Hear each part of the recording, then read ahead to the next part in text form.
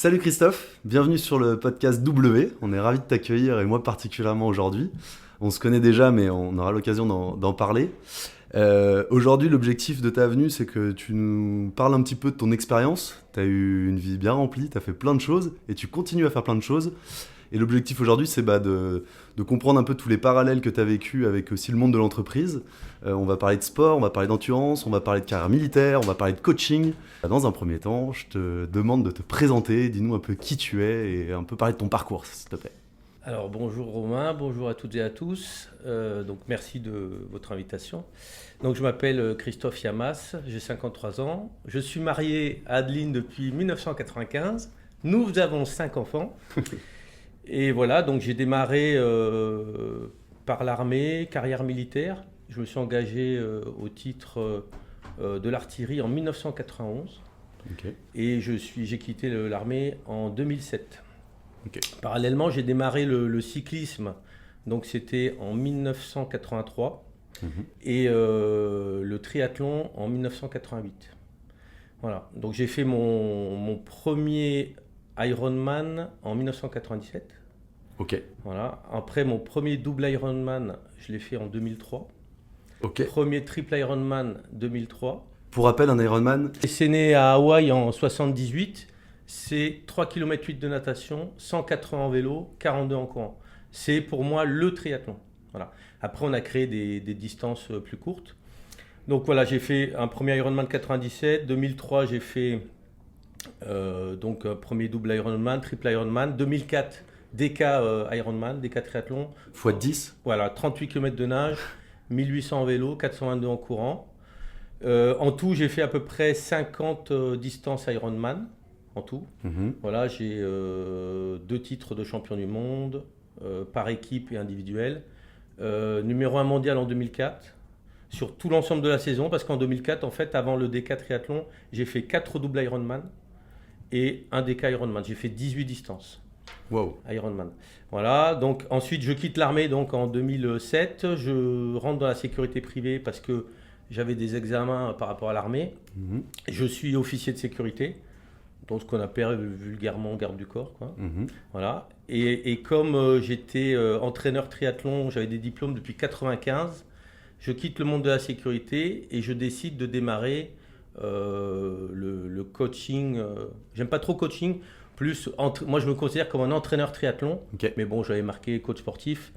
Et donc comme je suis entraîneur triathlon depuis 95, moi mon rêve c'était vraiment d'entraîner en triathlon. Donc j'ai démarré le coaching sportif par la perte de poids, la course à pied, un peu comme ça. Et petit à petit, j'ai réussi à devenir entraîneur triathlon, mais vraiment en faisant, pas dans un club, en étant vraiment en direct avec un athlète, quoi. Voilà.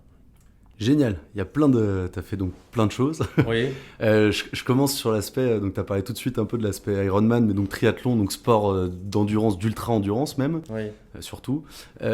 Qu'est-ce qui t'a amené à vouloir justement aller toucher... là, on parle d'extrême endurance, c'est plus que de l'ultra pour moi. Ouais. Qu'est-ce qui t'a amené déjà à avoir cette envie d'aller de dépassement dans un premier temps et de continuer toujours plus si tu peux m'en parler. Ça, c'est une super question. Et j'ai l'habitude de dire que c'est pas moi qui ai choisi ce sport, c'est lui qui m'a choisi. Parce que quand j'étais enfant, alors d'abord une posture un peu, je suis faible, je suis fragile, j'ai travaillé là-dessus, mais c'est vrai. Je suis quelqu'un de fragile physiquement. Je faisais du rachitisme, j'avais des problèmes d'hypertension artérielle, et donc j'étais passionné par le vélo. Mais en fait, quand j'ai démarré la SPTT Strasbourg, le médecin du club ne voulait pas me signer la licence. Parce que j'avais de l'hypertension artérielle et mon cœur s'emballait aussi pas mal. Donc ce qui m'a préconisé, c'est de faire de l'endurance. Donc on m'a mis un braquet fixe, pignon fixe 42-18, et on m'a dit tu roules à 25 km/h. Et donc ce que je faisais, c'est que moi j'ai connu ma femme en Allemagne, j'étais à Offenbourg, elle était à Baden-Baden. Des fois j'allais souvent au lycée en vélo, mais c'était à 50 km. Donc je faisais même des fois 500 km dans la semaine, mais tranquille. Et donc j'ai grossi mon cœur. Et comme je ne pouvais pas aller vite, je suis allé loin. Donc déjà à l'âge de 12 ans, je courais des 20 km. Le vélo, à 16 ans, je faisais des 100, 180 km. Ensuite, petit à petit, j'ai fait du marathon, du 100 km. Et j'ai augmenté les distances. Voilà. Voilà ce qui s'est passé. Donc, j'ai fait mon premier Ironman. Et après, j'ai voulu faire un double Ironman, ainsi de suite. Et en fait, ça a été pour moi Comme j'étais assez nerveux et que j'avais je vais pas dire des problèmes psychologiques, mais j'avais certains antécédents qui ont fait que, au fond de moi, j'avais une certaine violence, on va dire. Mhm. C'est un peu comme le yoga. Le yoga, la définition du yoga, c'est l'arrêt automatique de la pensée du cerveau. Et ben moi, sans m'en rendre compte, l'endurance que je faisais, ça a permis de me canaliser. C'est-à-dire que les souffrances internes que j'avais suite à un attouchement sexuel qui n'avait pas été, voilà, j'avais été tout seul face à ça, on ne m'avait pas défendu, mes parents. Je suis rentré dans une violence au fond de moi, dans de l'incompréhension, et je me suis un peu soigné, en tout cas j'ai mis un pansement par le sport. Voilà. Et j'allais loin, et j'étais, quand je m'entraînais, dans une sorte de transe un peu. Voilà. Okay. Et on ne pense pas. Voilà. Et en fait, maintenant, avec le recul, je me rends compte que ce sport m'a permis, peut-être pas de me soigner, parce qu'après, je me suis soigné, j'ai eu des psychologues, mais en tout cas, de mettre un pansement sur des blessures. Voilà. Ok. Alors, est-ce que c'est bon, est-ce que c'est pas bon? Ce que je veux dire, c'est que je suis pas rentré dans la drogue et l'alcool. Mais tu t'es drogué finalement au sport? Exactement. Mais je ne suis pas rentré dans la drogue et l'alcool parce que j'avais de la volonté. C'est parce que ce n'était pas mon truc. Mmh. Voilà. Et moi, mon truc, c'était le sport. C'est-à-dire que le cyclisme, ça a été un moyen d'évasion. Voilà. Okay. Tu prends ton vélo. À l'époque, je roulais sans casque. J'avais rien à manger. J'avais pas de téléphone portable. Je partais 50 km. Enfin voilà. Bon, je suis encore en vie. Retrouver son chemin. Ouais, voilà, c'est ça. Non, mais c'était incroyable. C'était l'aventure. Ouais, c'était l'aventure. Et c'était la liberté. Ouais. C'était ça, en fait. Et moi, en fait, j'y ai pensé cette semaine récemment, que ma psychologue, elle me disait, mais c'est quand le moment où vous vous sentez bien? Eh bien, en fait, le moment où je me sens bien, c'est quand je suis sur mon vélo, que je fais corps avec ma machine, que je roule sur le plat, en roulant à 100 tours minute. Et ben, c'est ça, en fait. C'est là où je me sens bien. Et c'est pas assis dans un canapé à regarder un film. Ouais, voilà. Ça c'est sûr. Ok, merci pour ce partage. Il y a pas mal d'informations. Tu m'as parlé à un moment je voulais voir deux choses avec toi. La première, c'était d'état de transe, selon tes mots. Ouais. Est-ce que tu peux m'en dire un peu plus? En fait, ce qui se passe, c'est que quand on fait vraiment des efforts très très longs... je fais une coupure, mais un DK, donc quand on dit x10, c'est combien de temps? Alors, déjà, il y a deux sortes de DK. Pour moi, le vrai DK de triathlon, c'est le DK continu. Okay. Alors, il y a le DK per day, un DK par jour, où il y a tous les jours, pendant 10 jours, un Ironman. Okay. Donc, aujourd'hui, on fait 3 km 8, 180, 42. On démarre à 8 h du matin. Le chrono va s'arrêter quand on passe la ligne le soir. Okay. Si j'arrive à minuit, eh ben, j'ai jusqu'à 8 h du matin pour dormir. Et le lendemain, je repars. Okay. Alors, pour moi, c'est un peu plus facile celui-là. Pourquoi? Parce que le chrono s'arrête. Et en plus, musculairement, c'est plus facile de nager tous les jours 3 km 8 que de nager 38. Ça, c'est sûr. Voilà. Mais moi, le vrai DK triathlon, c'est pour moi le DK continu. Donc, c'est 38 km de nage, 1822, 422 en courant. Le chrono démarre en natation. Il s'arrête en course à pied. On est obligé de dormir. Et entre-temps, on fait ce qu'on veut. Sauf que natation, il y a à peu près... moi, ce que j'avais fait, il y avait 30 heures pour sortir de l'eau. Moi, je sortais en 14 heures. Vélo plus natation, il y a 10 jours.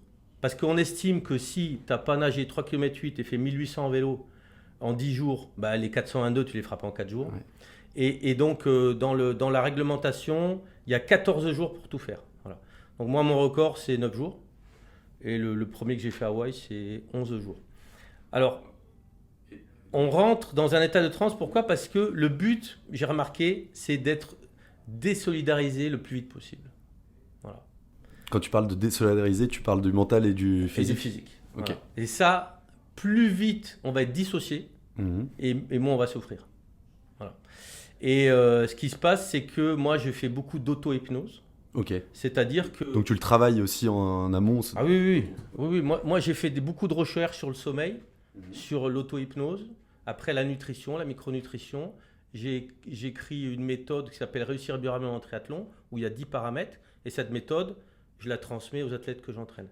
Mais en fait, ce qui se passe, c'est que en auto-hypnose, tout le monde en fait. Par exemple, on connaît un parcours, on voyage, on est sur l'autoroute, on roule.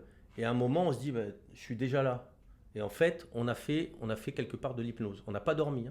Mais moi, j'ai des techniques en natation, justement. Ce qui se passait, c'est qu'au deuxième des 4 triathlons, c'était en piscine de 25 mètres. De 25, même pas de 50. 1520 longueurs. Ah ouais, voilà. Il faut savoir rentrer en hypnose. Donc en fait, à côté de moi, il y avait un Lituanien, on lui donnait tous ses temps aux 100 mètres, mais moi, c'était interdit, donc moi j'avais un sophrologue avec moi, c'était interdit de me dire où j'en suis. Et en fait, par exemple, ça peut être, pour entrer en auto-hypnose en natation, ça peut être la main droite, je vais compter 1, 2, Ok. 1, 2. On fait ça pendant 4-5 minutes et après c'est parti. Voilà. On compte même plus. Donc moi j'avais dit je veux pas savoir où j'en suis. Je nage et à un moment j'ai l'impression qu'on me découpe les bras. Je pouvais plus les lever. Et là je m'arrête et donc je dis j'en suis où? Et puis le sophrologue il me dit non je te dis pas. Je dis si tu me dis pas où j'en suis j'arrête. Donc j'avais nagé 18 km et je lui dis j'ai fait combien? Il m'a dit tu en as fait 28. Et voilà. Et c'est là le pouvoir du truc. C'est-à-dire que dans ma tête, je n'avais pas passé les 20. Et en fait, j'en avais fait 28. Et je me suis dit, super, plus que 10 bornes à nager.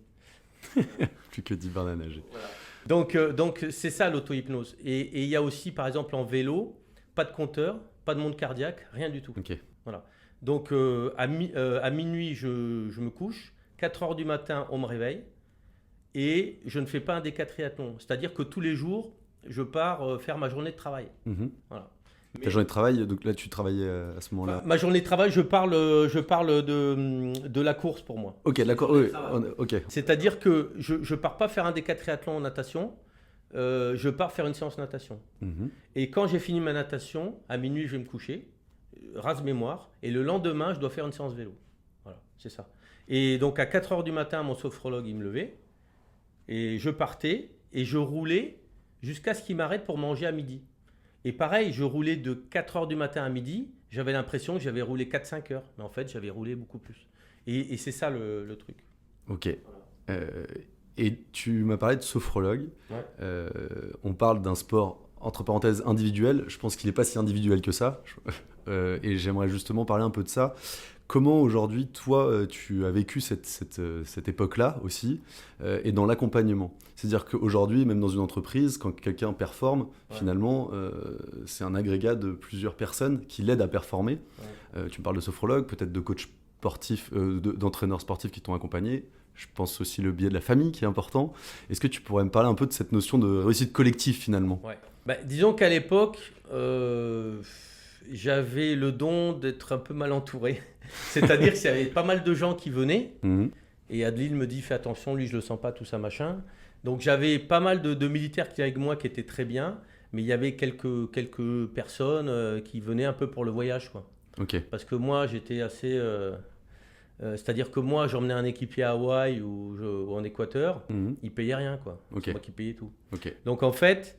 j'ai eu des gens, des fois, qui, par exemple, j'étais malade en Autriche, j'avais un kiné qui était assez véreux, et à l'époque, moi, j'avais 40 degrés de fièvre. Moi, l'athlète, je l'arrête. Je dis voilà. Mais lui, il m'a poussé. Donc après, qu'est-ce que ça fait? Ça fait une péricardite et t'es à l'hôpital, quoi. Enfin voilà, quoi. Donc j'ai vraiment poussé. Ok. Mais vraiment, avec le recul... l'hosto, j'y suis allé souvent, quoi. Voilà. Donc c'est pas super. Maintenant, moi je dis souvent, j'aimerais, en fait, on me dit t'es vachement bienveillant pour un coach ou ça. En fait, je suis bienveillant avec toi comme j'aurais aimé qu'on le soit avec moi. Voilà. Mais j'avais des gars très bien, hein. Mais après j'en avais certains où ça faut. D'ailleurs, j'ai abandonné 2 fois à cause de ce gars-là, hein. Ok. Ouais.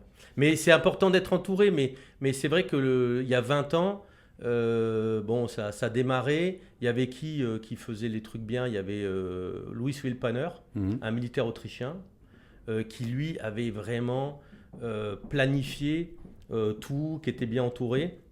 Et moi, c'est suite en 2004, après le premier DK, que j'ai commencé à vraiment avoir une recherche d'optimisation dans tous les domaines. Et après, pour 2006, j'étais bien entouré. Ouais. Donc, tu as fait un peu tes erreurs Oui. sur 2004. Ouais. Tu t'es, comme tu dis, entouré parfois de mauvaises personnes. Ouais. C'était quoi les red flags? Red flags, c'est-à-dire, c'était quoi par exemple, tu parlais du kiné, il me semble. Ouais. Tu t'es dit, pour le prochain, je veux pas qu'il soit, qu'il fasse ça, qu'il fasse ça, qu'il fasse ça. Tu étais beaucoup plus exigeant dans les gens qui t'ont accompagné ou pas? Le problème, c'est que, par exemple, on n'est même pas des stars, mais à notre petit niveau, en Lituanie, il y avait le président de la République qui remettait les trophées. En Équateur, tapis rouge, machin, tout ça. La télé, moi j'ai fait les pouvoirs extraordinaires du corps humain, j'ai fait magazine de la santé, tout ça, machin. Et dès qu'il y avait des trucs comme ça, les mecs, ils sortaient de leur course un peu. Ils sortaient du coaching. Voilà. Et en fait, le problème qu'ils faisaient, c'est qu'ils faisaient un transfert. Voilà. Ok. Que moi, je m'interdis de faire ça.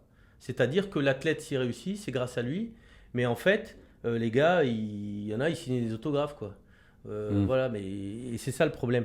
Mais en tout cas, oui, par exemple, une tempête, c'était aux États-Unis, mini tornade et tout. L'autre, il va s'abriter, tout ça, et toutes mes affaires, elles sont dehors sous la flotte, quoi. Ça fait que pour un triple Ironman, j'ai plus rien de sec, quoi. Voilà, c'était des trucs comme ça, quoi. Voilà. Ou alors, qui te dit, au DK, par exemple, en 2004, un gars qui s'était invité, Carrément. je peux le dire vite fait, bien sûr. un truc de dingue. Je pars au DK triathlon, donc je commençais à être un peu connu, et c'est le Cirpater qui me paye le voyage. Okay. Voilà. Avant, j'avais pas de sponsor. Je suis convoqué par le commandant médecin du régiment. Il me dit, Yama, si tu vas au DK, je viens avec toi. Et je lui dis, comment ça, vous venez avec moi? Ouais, je viens avec toi et tout. Et en plus, je m'inquiète pas, parce qu'avec tous les sponsors que tu as, après, tu pourras me rembourser le voyage. Mais moi, je ne le voulais pas, ce mec. Ouais. Voilà. Donc, je vais voir le président et sous-officier, et je lui dis, ouais, voilà ce qui se passe. Il va voir le colonel, le président et sous-officier. Le colonel interdit au commandant d'aller à Hawaï. Il dit, je vous interdis. Et là-bas, à Hawaï, il se faisait Dr Love. Il vient quand même. Ouais. Il vient quand même. Mais il venait, lui, pour les vacances et tout. Mais moi, je ne le voulais pas, ce gars-là. Et pendant le DK, donc il va visiter, on ne l'a jamais vu. Et sur la fin, j'avais des ampoules aux pieds au bout de 200 bandes. J'étais dans un état... j'avais très mal et tout, je me plaignais. Et il me dit, ouais, ferme ta gueule. Toi, tout ce que tu as à faire, c'est avancer. Nous, on réfléchit. Voilà. Ok. Dur. Ouais, dur. Mais le colonel a envoyé les gendarmes chez lui. Hein. Et tout. Mais non, mais des trucs de dingue. Et il s'est invité là-bas, lui. Et ça, avec du recul, comment tu aurais pu gérer la situation, prendre du recul? À l'époque, peut-être... À l'époque, j'étais sous-officier. J'étais... une notion de hiérarchie aussi, beaucoup. Un dans peu l'armée. hiérarchie. Ça a été difficile. Ouais, non, à l'époque, j'aurais dû être très, très ferme. Ouais. Ouais, j'ai dit, je vous veux pas, vous venez pas, machin. Et c'est vrai que j'étais très, très gentil, moi. Très gentil. Trop gentil. Mais malgré ça... Ouais. Donc, tu as quand même eu des freins en plus dans ta réussite. Dans ta réussite, tu as eu des freins à cause d'autres personnes. Malgré ça, tu as réussi. Ouais. Qui ont été aussi les personnes qui t'ont aidé à réussir? Ouais. Il y en a un aussi. Oui, il y en a eu beaucoup. Ouais. Il y en a eu beaucoup qui m'ont aidé à réussir parce qu'après, il y a eu des gens bienveillants, un capitaine, le capitaine Rhône, comme dans mon régiment, le bureau des sports me mettait bâton dans les roues. Lui, il est venu me voir, il m'a dit, c'est pas normal qu'eux puissent aller faire des compétitions. Moi, je te fais un ordre de mission, je te prête mon véhicule et tu vas faire ta compète. Okay. Voilà. Il y a des gens, il y a un avocat à Draguignan, il y avait eu un article dans le journal. J'avais pas les moyens financiers, j'en avais pas beaucoup. Le gars, il m'a envoyé un chèque. Voilà, des trucs comme ça. Il y a pas mal de gens qui m'ont aidé, ouais. Et puis aussi, par exemple, le CIRPA, c'était un peu un pari parce que j'ai posé ma candidature au CIRPATER parce que j'avais pas les moyens d'aller à Hawaï. Et en fait, là-bas au CIRPA, ce que j'ai su après, c'est que il y avait la moitié disait, on l'envoie. Et l'autre, il disait non, il ne terminera pas, on ne va pas l'envoyer, on ne va pas dépenser tout cet argent. Et il y avait une adjudant qui avait dit non, mais si on ne l'envoie pas, on ne saura pas. Donc ils avaient parié sur moi en fait. Voilà. Ouais. Et ils ont payé. Et moi à l'époque, comme je n'avais pas de moyens, que j'avais vraiment la rage, Je suis allé le chercher ce DK, ouais. Et le retour avec eux, justement, ils étaient quoi? Ils étaient super contents, mais il n'y avait pas forcément de retour médiatique. Ils avaient fait un article, mais ils étaient super contents. Ils m'ont invité à Paris. J'ai été reçu par le ministre de la Défense, par Michel Alliot-Marie. J'ai eu un trophée. Et non, ils étaient super contents et parce qu'ils pensaient que ça ne se ferait pas. Et j'étais le premier militaire français à faire ça. Incroyable. Ouais. Ok. Ça, je suis assez fier de ça. Et surtout, j'avais le culte de la mission. Par exemple, la première fois que j'ai fait mon Ironman au Japon, j'ai été accueilli. Donc, j'avais le choix entre l'hôtel ou la famille. Et moi, j'ai dit, je vais passer une semaine dans une famille. Et les gens qui m'ont accueilli, ils sont coupés en 4. Le gars, il avait que 15 jours de vacances dans l'année. Il avait pris une semaine pour moi. Incroyable. Je suis reparti avec tellement de cadeaux que j'ai laissé mon casque de vélo, ma combinaison néoprène. J'ai laissé plein de matos. Et je leur ai dit, ça sera un déshonneur de ne pas terminer. Tu dis à des Japonais, ça sera un déshonneur, t'imagines ? Il y a une culture de l'honneur. Donc je termine le truc. J'étais brûlé dans le dos à cause du soleil et tout. Et je leur ai laissé la médaille et tout, quoi. Et les Japonais qui pleurent, qui te prennent dans les bras. C'est pas tellement japonais, tu vois. Et on est toujours en contact. Génial. Ouais. J'ai vécu ça un peu avec les Japonais. J'étais à la Coupe du Monde de rugby au Japon, à Tokyo. Ouais. Et j'avais vu un respect, un sens de l'honneur, mais aussi une ferveur chez les Japonais qui m'avait marqué culturellement parlant, je pense. Mais l'honneur et la parole, c'est quelque chose que moi, j'ai toujours eu. Et dans l'armée et tout ça. Et puis, quand je rentre dans le monde civil, quand on parle d'honneur, de parole à quelqu'un, on a l'impression que la personne parle le même langage, mais en fait, en plus, moi j'habite dans le sud, et voilà, c'est beaucoup la bouche, quoi. Et c'est pour ça qu'au début, moi, je comprenais pas dans quel monde j'étais, en fait. Parce que ma façon de faire, mais bon, je parle d'honneur à tous les sens du terme, hein. Moi, des fois, ça me coûte, j'ai dit j'allais te donner quelque chose, je vais te le donner. Mais ça me coûte, mais je l'ai dit. C'est une paire de baskets, c'est machin, tout ça. Mais aussi, pareil, si quelqu'un te marche sur les pieds, je te dis, oui, ça ne va pas se passer comme ça. Donc c'est dans les deux sens. C'est dans les deux sens. Ouais. Très intéressant. Moi, il y a une question aussi que j'adore, que je veux vraiment te poser là, c'est est-ce que donc, tu as touché tes limites ? Alors le problème, je ne vais pas dire que je vais toucher mes limites. Le truc, c'est que moi, je ne voulais pas gagner un DK. Je voulais terminer un DK. Voilà. Qui est déjà une victoire immense. immense. Mais ce que je veux dire, c'est que moi, j'ai été éduqué et j'étais quelqu'un de moyen. J'étais moyen à l'école, moyen en sport, moyen en tout. Et moi, ce qu'on m'a rentré dans mon cerveau, c'est que j'étais moyen. Donc en fait, j'arrive dans l'ultra-triathlon, il y a des Guy Rossi, Pascal Joly, Fabrice Lucas, Emmanuel Conro, que des champions. Un truc de dingue. Et moi, j'arrive là-dedans. Donc je suis sur la table de mon kiné, il me dit ouais tu peux gagner. Je lui dis non, moi je peux pas gagner, c'est pas possible avec eux, voilà. Et c'est à partir du moment où je dis moi je peux gagner que j'ai commencé à tourner. Et donc c'est quand j'ai connu vraiment tout le système que j'avais développé que j'ai un peu arrêté ma carrière. Mais en fait les limites que je m'étais fixées, c'est-à-dire que moi je voulais finir un DK, je l'ai fini.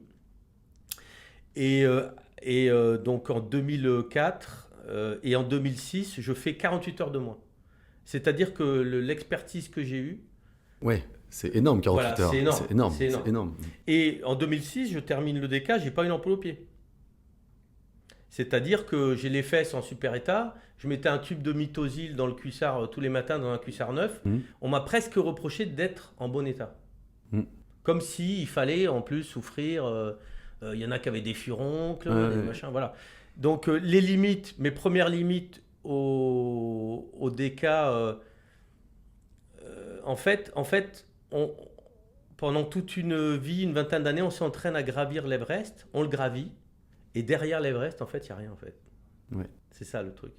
C'est que ta femme, elle t'aime pareil, tes enfants, ils n'en ont rien à faire pareil.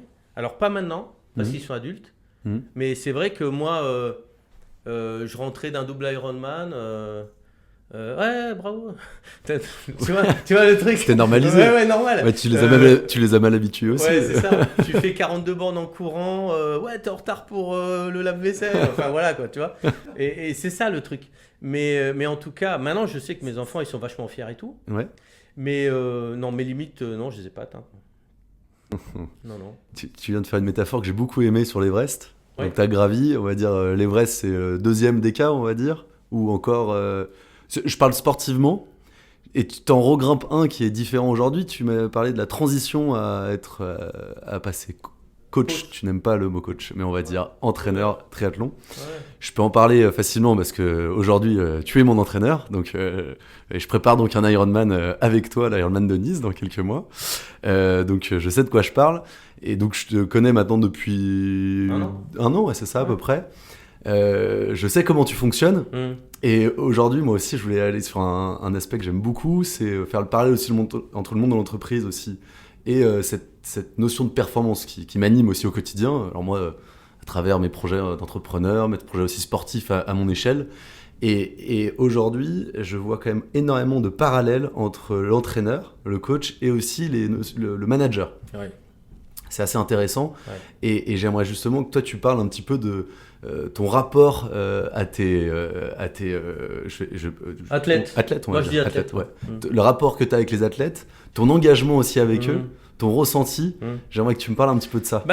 En fait, moi, j'ai un culte de la mission. Et c'est vrai que je travaille énormément et j'ai un stress. C'est comme ça, j'y peux rien. J'ai un stress que chacun réussisse. Et je n'arrive pas à travailler en me disant je mise plus sur lui parce qu'il est plus fort ou je fais du volume. Et non.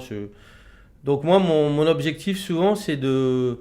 Les gens, ils ont cru au Père Noël pendant 7 ans, ils n'arrivent pas à croire en eux pendant 7 mois pour un triathlon. Et bien souvent, on leur apporte quelque chose et on les emmène à un endroit où ils n'auraient jamais cru être possible d'aller. Voilà. Mais au début, eux, ils veulent aller par là, donc on les emmène, mais on les fait changer de direction. Parce qu'on ne peut pas faire de choc frontal d'entrée, il faut y aller vraiment progressivement. Donc, moi, je préfère ma posture d'entraîneur que d'athlète. C'est moins stressant. Ok. Parce que athlète, c'est hyper stressant. Est-ce qu'on va terminer la course ? On est tout seul dans son cuissard. Mais moi, ce que je préfère, c'est mener les gens, les emmener. Et ma méthode d'entraînement que j'ai développée, je suis sûr d'elle. Il y a plusieurs paramètres. Et petit à petit, je la déroule, je leur transmets. Et c'est vrai que, par exemple, Jean de la Roche-Brochard, on va parler de lui, 5h36 à Aix, il me contacte le lendemain, on travaille pendant 1 an, pile 1 an après, 4h45. Solide. 4h44. Et je lui ai dit, tu feras 4h45. Et il me dit, non, c'est pas possible. Et il a fait 4h44. Ma femme, ma cliente la plus dure à coacher, donc Adeline, elle a fait 4 fois les 100 km de Millau. Elle les a fait en 2005 la première fois. Elle voulait faire moins de 12 heures. J'ai dit tu feras moins de 12 heures. Elle a fait 11h45. Ensuite, elle l'a fait une deuxième fois. On est en 2017. Elle voulait faire 11h30. Elle fait 11h24. 2022, elle voulait faire moins de 11 heures, elle fait 10h50. Et l'année dernière, 2024, 50 ans, elle voulait faire moins de 10h30, elle fait 10h20. Et en fait, la programmation, c'est là où je suis le plus fort. C'est vraiment de dire, si tu fais vraiment tout ce que je dis, s'il n'y a pas de pépins, tout ça, on va faire ça. Voilà. Ok. Voilà. Et justement, tu me parlais de la programmation. Aujourd'hui, ta méthode que tu as développée, elle vient de ton expérience. Elle est agile. Quand je parle d'agilité, c'est que derrière, tu peux l'adapter en fonction de certains athlètes, parce que l'athlète A n'est pas pareil que l'athlète B, à la fois physiquement, mentalement, etc. Comment justement t'appréhendes un peu ces athlètes ?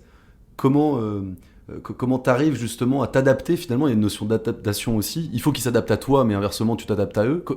Comment tu jauges ça justement? En fait, c'est plus facile de coacher, d'entraîner un professionnel que d'entraîner un entrepreneur, parce que il faut prendre en compte la personne, elle travaille, elle a une famille, elle part en vacances, elle part au ski, il ne faut pas qu'elle se casse et on n'a pas 40 heures. Donc, il faut vraiment être efficient. C'est-à-dire que moi, en général, les gens que j'entraîne, ils arrivent à s'entraîner maximum 15 heures. Voilà. Et 15 heures, c'est bien, mais avec 15 heures, on ne fait pas 8 heures à Ironman. y a une limite quand même. Ouais, bien sûr. Donc, en fait, il faut prendre tout ça en compte. Donc, l'aspect familial, c'est important parce que moi, je n'ai pas envie qu'il divorce. Je crois qu'il y a un taux de divorce. Il faudrait étudier le taux de divorce des mecs ou des femmes qui font des Ironman. Je sais pas. Je dis ça en rigolant. Mais en tout cas, pour moi, j'envie ces personnes-là parce que pour moi, c'est la vraie réussite. La personne, elle travaille. En général, ils gagnent bien leur vie. En plus, ils font du sport. Ils ont une vie saine et ils s'occupent de leur famille. Voilà. Pour moi, c'est ça la vraie réussite. Voilà. Donc, je m'adapte beaucoup aux personnes, mais je ne fais pas de clientélisme. Moi, il y a des gens, ils viennent me voir et me disent ouais, mon ancien coach, il m'a dit que je pourrais faire 3h30 au marathon dans 6 mois. J'ai arrêté avec lui, je regarde, je lui dis jamais. Voilà. Physiologiquement, c'est pas possible. Là, je vais faire un retour d'expérience avec toi que j'ai eu. Je me souviens très bien la fois où je t'ai contacté. Je t'ai contacté un dimanche, tu m'as dit que c'est le jour où tu travailles le plus, le dimanche. Je t'ai contacté un dimanche suite à un podcast où j'ai entendu parler de toi. Je pense un podcast de Jean de la Roche-Brochard, justement, qui m'avait particulièrement plu. Je me souviens du premier appel avec toi. Donc, c'était le lendemain. Et justement, tu m'as tout de suite dit, si tu veux le faire, tu peux le faire. Mais par contre, il y a des priorités. Il y a une hygiène de vie à avoir, fini la télé le soir ou autre, je me souviens, tu me disais ça. C'était pas mon cas, mais ça m'avait fait rire comme exemple. Mais tu as été très directif sur la base de notre relation. Voilà comment ça se passe, voilà comment c'est, voilà comment je fonctionne. Aujourd'hui, je dirais que tu es le coach des entrepreneurs même. Il faudrait t'appeler le coach des entrepreneurs, parce que je pense qu'il y en a beaucoup dans le milieu là aujourd'hui. Mais ça veut dire que ça fonctionne et que tu apportes de la vraie valeur. Enfin, derrière, c'est un retour, un juste prix. Je travaille beaucoup. Ouais, et je le vois. Enfin, donc nous... Je le vois, mais moi chaque dimanche j'ai mon planning. Alors maintenant c'est sur une plateforme, mais avant c'était par mail. J'ai mon planning et on s'appelle. Et puis dès qu'il y a parce qu'on a tous des moments où c'est jamais parfait, loin de là, même si on aimerait, ça c'est un autre sujet. Mais parfois on est malade. Moi j'avais fait un premier, j'avais fait le Ventoux-Man en début d'année. 5 jours avant, pas de chance, coup de grippe, 42 fièvre, bloqué. Bah, tu l'as fait. Ouais, je t'appelle. Tu m'as dit prendre de la vitamine C, j'en ai pris. Vitamine C, repos complet. Repos complet, et je l'ai fait, alors pas dans le temps qu'on voulait, mais après, je l'ai fait. Je t'ai pas dit de le faire ou de le pas faire. Tu m'as pas forcé. C'est toi qui as pris la décision. Ouais. C'est toi qui as pris la décision. Et ce que j'ai aimé dans tous nos échanges, et d'ailleurs, t'es beaucoup dans l'explication. Ouais. Explication physique. Ce qui se passe dans notre corps quand on s'entraîne, sur les différentes zones. Donc tous ces sujets-là sur lesquels tu es vraiment experte, nutrition aussi, sur la programmation, sur l'évolution constante. Je fais aussi beaucoup de parallèles entre un manager qui va manager quelqu'un et qui va l'aider à se développer dans des compétences intellectuelles aussi. Ne pas brûler les étapes. Je me souviens, j'ai commencé mon entraînement, là je fais enfin du cardio, enfin de la VO2. Pendant les 6 premiers mois, tu m'interdisais d'en faire. Je voyais tous les autres que je connais qui téléchargent des plans d'entraînement et qui faisaient à fond de la VO2. Et je t'ai appelé, je dis je ne comprends pas. Tu m'as expliqué pourquoi, tu m'as expliqué que le corps a besoin de se développer, mais tu fais les choses par étapes. Ouais, le problème c'est qu'il y a un temps de soutien. Il y a, on va dire, 3 paramètres. Il y a le VO2. Voilà. Maintenant, imagine tu as un VO2 qui est développé, un gros VO2. Mais que tu es incapable de courir 40 km. Ça sert à rien. Donc en fait, il faut qu'il y ait le VO2, il faut qu'il y ait le maximum de pourcentage d'utilisation du VO2 et l'économie. Voilà. Mais si déjà tu n'as pas d'endurance, on ne va pas développer le VO2. Ouais. Et c'est ça le problème. Le problème, c'est que les gens, ils regardent les autres, ils regardent les bouquins et on n'est pas dans la réalité. Il y a des gens qui sont incapables de courir 42 km. Eh ben, on va faire des footings de... Jean, quand il a démarré, il n'avait pas d'endurance. Il courait vraiment en endurance pure, il était à 6 minutes au kilo. Maintenant, il est à 5. Et c'est ça le truc, c'est qu'on ne va pas commencer à faire du VO2 parce que tout le monde dit qu'il faut faire du VO2. Voilà. Donc, moi, je préfère dire les choses et je m'adapte à chaque personne parce que c'est vrai. Ah ouais, non, mais lui, il en fait, moi, j'en fais pas. Non, mais c'est pas pareil. Ouais. Mais il y a cette notion aussi, alors si tu coaches beaucoup d'entrepreneurs comme on dit, donc il y a cette notion aussi de performance chez l'entrepreneur, je pense, qui fait que parfois on a envie de cramer un peu les étapes parce qu'on aime bien aller vite, mais pas toujours. Si on comprend pourquoi on le fait, on le fait bien. C'est important. Et en fait, c'est la compréhension finalement qu'il y a derrière. C'est important. Et je le fais aussi sur un manager qui explique justement à quelqu'un pourquoi il doit, comment et pourquoi il doit. Alors on lui donne un plan d'action sur le comment, mais pourquoi il doit le faire. Et les explications, elles sont souvent oubliées. ou parfois les personnes n'ont pas suffisamment de curiosité, je sais pas, pour aller chercher, mais si on explique vraiment les choses, ça fonctionne bien mieux. Ouais. Il y avait un entraîneur cycliste dans les années 70-80, on l'appelait le vicomte Jean de Gribaldi. D'accord. Il avait moins de moyens que les équipes Peugeot et compagnie, mais les gars, il a sorti Sean Kelly, Stephen Roche, dans ma région, là il y a Tinazi, et ce gars-là, à cette époque-là, c'était vraiment l'armée, hein, c'était un sacerdoce le cyclisme. Ouais. Et ben lui, il expliquait aux gars, il expliquait, et il l'obligeait pas. Et souvent des coureurs, les anciens lui disaient, mais pour les jeunes coureurs, pourquoi il faut leur obliger tout ça. Mais plus on va obliger quelqu'un, et moins il va envie de le faire en fait. Et c'est vrai qu'il faut expliquer aux gens. Mais après, je ne force jamais la personne. Je lui dis voilà, les étirements, c'est 3 fois par semaine. Voilà le plan. Mais on peut emmener le cheval à l'abreuvoir, mais on ne peut pas l'obliger de boire. Ouais. C'est comme la cohérence cardiaque. J'arrête pas d'en parler, qu'il faut en faire, parce qu'il se passe plein de trucs dans le cerveau et l'organisme. Et la personne, en fait, il y en a certains qui en font une fois qu'ils commencent à être en stress avant le départ. Mais c'est trop tard, parce que l'outil, ils ne savent pas l'utiliser. Voilà. Donc en fait, moi, je m'adapte à chaque personne. Mais quand même, je sais où je vais, il y a des limites, et je ne fais pas de clientélisme. Parce que même si tu es mon patron, parce que tu me payes, je ne vais pas aller dans ton sens pour te faire plaisir. Voilà. Et aussi, moi, je blesse personne. Voilà. Ok, le gars, il se fait une entorse à la cheville parce qu'il a mis son pied, ok, mais je veux dire, la blessure... on finit pas à l'hôpital comme toi avec ton kiné. Voilà. Non, mais je veux dire, parce qu'on pousse, et... Non. Voilà, ça, c'est un respect de la personne, mais moi, je sais où je vais, et après, on n'est pas tous égaux face à la physiologie. Ouais. Voilà. Mais on n'est pas tous égaux sur plein d'autres sujets aussi. Mais on est dans une société où on veut tout de suite et tout s'achète. Voilà. Mais ça, c'est quelque chose, c'est un peu comme en foot, hein, les entraîneurs, c'est la base des entraîneurs, parce que ça ne marche pas, on le dégage, on en prend un autre. Mais là, c'est à peu près pareil. C'est-à-dire que y a des gens, ils m'engagent en décembre et parce qu'ils veulent terminer l'Ironman de Nice en moins de 11 heures en juin. Et entre-temps, ils n'ont rien fait. Mais pour monter un cœur aérobie, pour avoir des capillaires dans les bras en natation, il faut au moins 3 ans. Donc je leur explique que ça ne se passe pas comme ça. Ouais. Bah après, parfois, force est de constater que ça se passe pas comme ça s'ils tentent en moins de 11 heures. Oui. Ouais, parfois, il y a des exceptions, mais oui. Il y en a toujours. Mais de ce que je comprends aussi, c'est intéressant de dire, on le voit aussi dans le monde de l'entreprise, sur on parle beaucoup d'engagement des salariés aujourd'hui, on parle beaucoup je veux construire une équipe qui nous suit, etc. Mais en fait, il n'y a pas de formule magique aussi. Il y a une intelligence, je pense aussi, à avoir de situation, de savoir qui est la personne en face de soi, et si la personne a envie. Et je crois qu'il y a l'envie déjà. Ouais. Si en plus on rajoute dessus la compréhension, c'est hyper important. Et le dernier sujet que j'aime beaucoup, c'est un peu cette culture du feedback.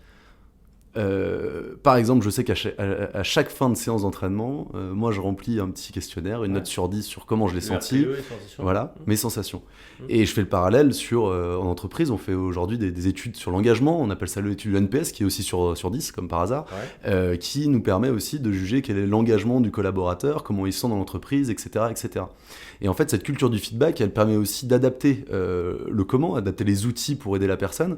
Et de toi, plus tu connais la personne, plus tu vas l'aider à performer finalement. Et comment toi, tu arrives à finalement déjà à analyser, parce que tu as quand même beaucoup de feedback, et comment tu arrives à jauger finalement tout ça? Alors moi, je prends beaucoup de notes.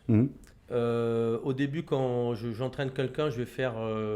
j'ai un gros questionnaire. Okay. Ensuite, le premier mois, ça va être un mois où il va y avoir beaucoup de tests et pas mal de séances un peu variées, où dans les 3 disciplines, on va faire les 3 allures. On va faire l'endurance fondamentale, on va travailler au seuil, en VO2. Je regarde la capacité de récupération, je regarde le mental de la personne. Et après, petit à petit, toutes les semaines, on s'appelle avec la personne et je vois un peu l'état d'esprit, ce qu'il veut vraiment en fait, ce qu'il recherche vraiment. Et j'apprends à connaître comment il fonctionne, son organisme, sa récup.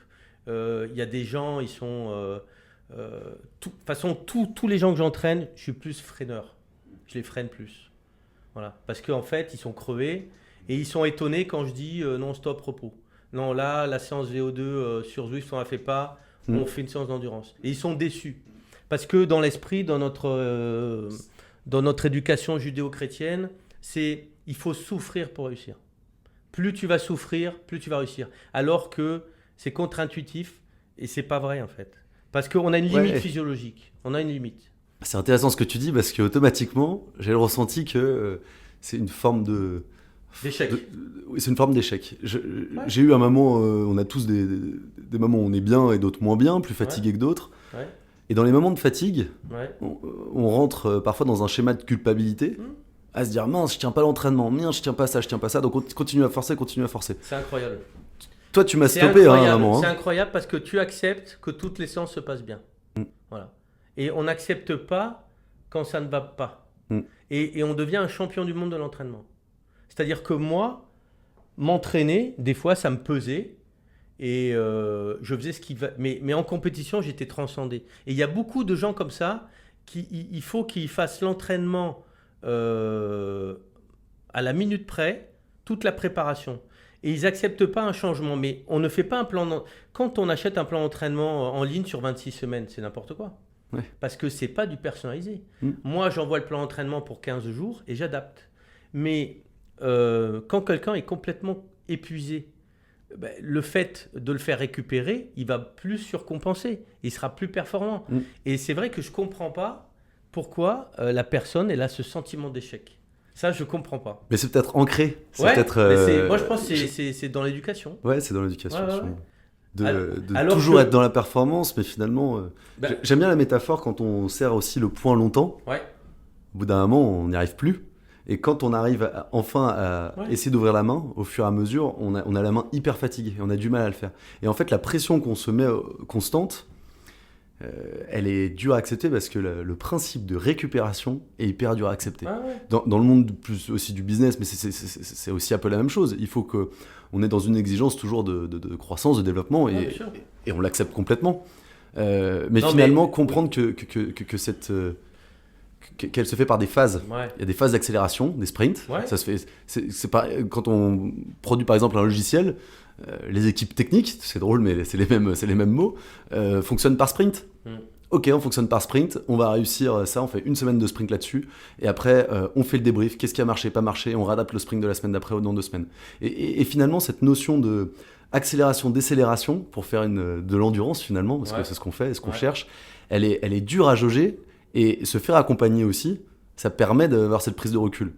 À titre personnel, je suis certain que si tu m'avais pas dit là, tu prends en novembre 2 semaines tranquille, tu fais 2 séances tranquille, va doucement, puis t'as forcé, t'as fait ça, t'as fait un marathon. Moi j'étais surpris, mais parce que en effet j'avais forcé. T'avais besoin. Et j'avais besoin. Et finalement, comme tu dis aussi, on a toute une vie à côté, parfois familiale, familiale qui est aussi importante, de boulot aussi où ça permet aussi parfois de gérer la pression, mais il faut pas s'en rajouter. Justement, le sport pour moi, c'est un moment que tu as pour revenir sur toi et pour évacuer la pression et être en accord avec toi-même. Et le problème aujourd'hui des Strava, des Garmin et compagnie, c'est que je vois des gens qui se mettent encore plus la pression parce que sur le même parcours, il a mis 5 minutes de plus. Moi, il y a des fois, j'étais tellement épuisé et je marchais, je courais, je marchais. Sur le même parcours, je mettais 15 minutes en plus, mais j'en ai rien à faire. J'en ai rien à faire. Mais le problème, c'est que maintenant, c'est la compétition. Alors, en plus, il y a les... Comment ça s'appelle sur Strava, il y a les cardiaques, records, là, les records. Ah oui, les coms. Aide-moi, il y a les coms. Et c'est vrai que maintenant, j'ai l'impression qu'il y a des gens, ils sont à bloc dans le boulot, à bloc dans la famille, et même en sport, ils sont à bloc. C'est-à-dire que même le fait, pour moi, de courir avec de la musique, on n'est pas en accord avec soi-même. Voilà. Okay. C'est-à-dire que moi, je préconise quand on court, quand on s'entraîne, de courir aux pulsations, de chuinter la vitesse, la moyenne, de courir que dans les pulsations et de ne pas courir avec de la musique, vraiment. D'être présent. Ouais, voilà. Ok. Ça, c'est vachement important. C'est la guerre des égos. Strava, c'est drôle. Je lisais un article comme quoi maintenant il y avait des faux utilisateurs de Strava qui se faisaient payer pour faire une course. Toi. Ouais, bien sûr. Incroyable. Ouais. Et bientôt, il y Moi, j'ai pensé à ça, de prendre les dossards pour quelqu'un, pour qu'à la machine à café le lundi matin, il montre l'Ironman qu'il n'a pas fait, quoi. mais c'est vrai, c'est vrai. Ouais, mais d'ailleurs, dans nos premières discussions et nos premiers échanges, tu me disais pas de guerre à l'ego, ne va pas aller plus vite que la moyenne, parce que toi qui arrives, dans le long terme, tu vas le payer. C'est sûr. Après, c'est dur de jauger, parce que je suis honnête, personnellement, j'ai de l'ego aussi, on a de l'ego sur des sujets. Alors, l'ego, il faut savoir bien le définir, mais donc parfois ça nous pousse aussi, mais sur le long terme, c'est pas toujours bon, donc parce qu'il faut se connaître aussi. Mais c'est vrai que Strava, c'est très drôle. Mais c'est surtout chez les hommes, hein, l'ego. Ouais. Surtout, Mais et chez les femmes, finalement, dans les compétitions, est-ce que l'ego est pas moteur aussi? Enfin, je sais pas. Moi, je trouve que les femmes que j'entraîne, elles écoutent tout ce que je dis, elles discutent rien. Si je lui dis, tu fais ça, tu vas perdre 10 kilos. Même Adeline? Ouais, non, Adeline, Adeline, c'est ma femme, donc c'est sûr que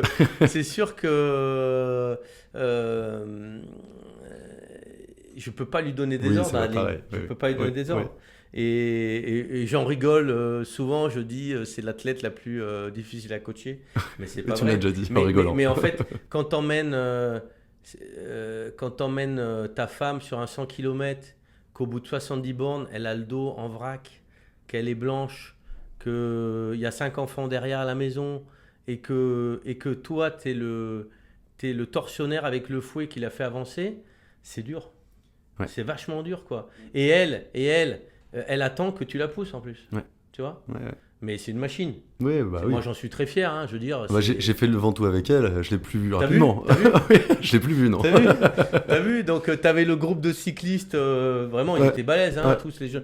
Une vingtaine qui arrivent à bloc, tout ça, machin. Et avec Clément, ils les ont tombés un par un. Quoi. Mais c'est une machine. C'est sûr. C'est une machine. Mais c'est plus dur à coacher parce que c'est pas méchant ce que je vais dire, mais Adeline, je suis son cerveau en course. Voilà. Et on est fusionnel.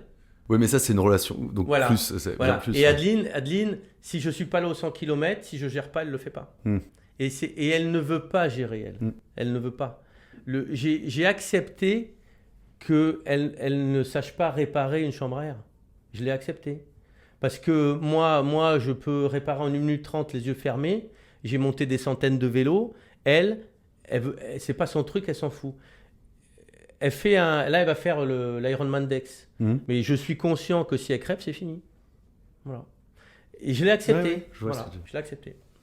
Et sur un dernier sujet sur lequel je voulais t'emmener un petit peu, aujourd'hui, je sais que, comme je le répète, mais tu es un peu le coach des entrepreneurs aussi, tu commences à performer aussi fort, c'est une forme de performance, hein. Enfin, moi, la performance, j'allais à tous les niveaux, comme tu parlais de boulot, famille, etc. T'as combien d'athlètes là, à peu près ? 50. 50 ? Ouais. Tu t'en sors ? Ouais, ça va bien, Ça commence à être un peu de l'endurance aussi, là. Honnêtement, je suis pas à fond. Je pense que je peux en avoir une centaine. Ok. Mais c'est inespéré. En étant coach. Pourquoi ? Parce que quand tu es coach, pour gagner bien sa vie, c'est très très difficile. Parce que on peut pas se démultiplier dans la journée à Aix. Pas un produit scalable, c'est pas un logiciel, ça c'est sûr. Mais en fait, cette plateforme Nolio là, la méthode que j'ai créée. Et le fait que pas mal d'entrepreneurs me fassent confiance et que ça marche, pour moi, c'est une grande satisfaction. Vraiment, je suis super heureux, ça marche bien. Dans ma vie, j'ai tout perdu. J'ai perdu ma maison, j'ai fait une dépression après le 2e déca. J'ai tout perdu. On est descendu vachement bas et je suis pas matérialiste. Et Adeline, elle m'a dit, on va se reconstruire. Et en fait, ce système, maintenant, cette opportunité, c'est pour moi quelque part pour me racheter, pour recréer un peu notre avenir, acheter une maison et tout ça. Et c'est exceptionnel. Je suis vraiment content. Génial. Après, c'est peut-être un retour des choses. Non, mais ce que je veux dire, c'est que moi, je suis pas matérialiste. Y a pas de problème. Et je me suis pardonné tout ce qui s'est passé. Mais ça a été très, très dur. Mais ce que je veux dire là, ce qui se passe en ce moment, c'est pour ça que j'ai aussi ce stress d'emmener chaque athlète Sur la ligne d'arrivée. Ouais, sur la ligne d'arrivée. Là, récemment, il y a un jeune là, de 20 ans qui a fait le Alpha Oman. Voilà. Et ben, en fait, lui, il m'a apporté 2 jeunes athlètes qui n'étaient pas contents de la plateforme où ils étaient. Ils n'avaient même pas un appel téléphonique, ils n'avaient pas les fiches. Bien sûr. Ils n'avaient pas alors, le plan de course, tout le monde adore ça. Ouais, le plan de course. Le plan de course, ça fait plaisir. Il arrive le jeudi, le plan de course, il y a toute la nutrition. Bien sûr. Et le plan de course, c'est vrai que tu suis le plan de course et je pense que ça t'enlève de la pression. Tu as juste à suivre ça. Bien sûr. Et moi, je prends la responsabilité du plan de course. Et ben là, j'ai deux jeunes, là, voilà. Donc, moi, je suis vraiment content d'entraîner des personnes comme ça parce que c'est des personnes que je trouve épanouies. Et moi, je n'étais pas comme ça. J'étais quelqu'un d'excessif. Voilà. C'est très perçu comme... c'est intéressant parce que de faire un Ironman, c'est perçu comme excessif. Pas pour toi. Ouais. Pas du tout pour toi. Parce qu'on n'a pas... Il y a des niveaux d'échelle aussi. Mais s'entraîner presque 6 ou 7 jours sur 7 avec un boulot et une famille... parfois il y a des boucliers qui se lèvent dans le cercle proche. Non mais t'es fou. C'est vrai. C'est plus derrière autour, on dit mais t'es fou, mais qu'est-ce que tu fais, mais tu vas t'épuiser. Et après finalement on choisit au fur et à mesure les gens avec qui nous disent go. Mais je vois cette forme d'excès, elle est... Toi t'as été dans l'ultra excès, je dirais peut-être. Voilà, c'est peut-être en faisant l'extrême. Mais l'Ironman, tout le monde peut en faire un. Il faut s'entraîner. Après, 50 km en vélo dans 1 heure sur une piste, on le fera jamais. C'est physiologique. Mais un Ironman, termine un Ironman dans les délais, c'est faisable. Mais être fou, non. Je sais pas, se droguer avant de prendre la voiture, ça c'est fou. Fumer 3 paquets de cigarettes par jour, c'est fou. Mais on peut pas dire à quelqu'un qu'il est fou parce qu'il fait attention à sa santé, sa famille et qu'il s'entraîne pour faire un Ironman. Et c'est ça qui est... C'est ce qui... Moi, toute ma jeunesse... on m'a dit que j'étais fou, tu vois, même dans ma famille. Et c'est blessant. Parce qu'en fait, tu as l'impression que tu fais des choses bien, mais en gros, on te dit que tu es un taré, quoi. Moi, on m'a dit que j'étais un taré, quoi. Donc voilà, finalement, je vois que j'ai travaillé sur moi et je vois que je le vois surtout par rapport à là où ils sont arrivés mes enfants et j'ai cette fierté. Je veux dire, toutes mes médailles, elles sont dans l'armoire avec Adeline. J'ai un cadre au-dessus de moi dans le salon du DK, mais je m'assois dessus, quoi. Moi, ma vraie richesse, c'est ma coupe, c'est ma femme, mes 5 médailles, c'est les enfants. Mais vraiment, je le pense. J'adore. Mais j'en ai rien à cirer, vraiment. Mais alors, vraiment, rien à foutre. Des médailles et tout ça. Et je vais te dire même, c'est que j'ai même pas la fierté d'avoir fait le DK. Tu vois, la fierté que j'ai, c'est de l'image que je laisse à mes enfants, de fait de les pousser dans les études, dans tout ce qu'ils font derrière eux, quoi. Mais je veux dire, très honnêtement, c'est pas de la fausse modestie. Je me lève pas le matin en me disant j'ai fait un DK. Vraiment, je m'en fous. T'as priorisé. Voilà. Génial. Écoute, merci beaucoup Christophe. On pourrait parler des heures, en tout cas, de plein de sujets. C'est un vrai bonheur d'échanger avec toi, même si on se connaît. Petite dernière question, je me permets une question pour moi. Je ferai l'Ironman de Nice en combien de temps ? Moi, je pense que tu as les capacités de le faire entre 11h59 et 12h30. Voilà. Ok, je vous dirai ça fin juin, j'espère. Voilà. Merci pour tout Christophe et à bientôt et merci encore. Merci de ton invitation. À bientôt. À bientôt.